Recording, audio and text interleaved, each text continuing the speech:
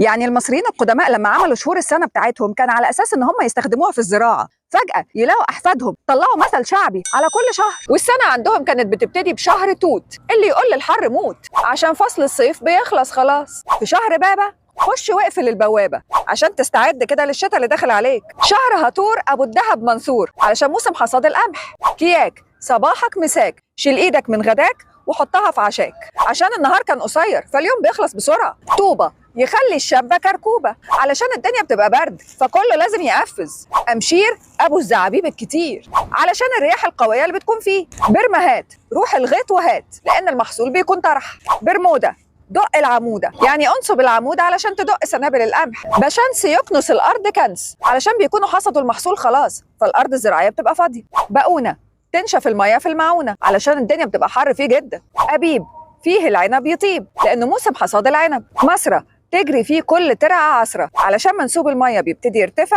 استعدادا للفيضان بتاع شهر توت. تفتكروا المصريين القدماء لو كانوا عارفين اللي احنا عملناه في شهورهم ده كانوا عملوا فينا ايه؟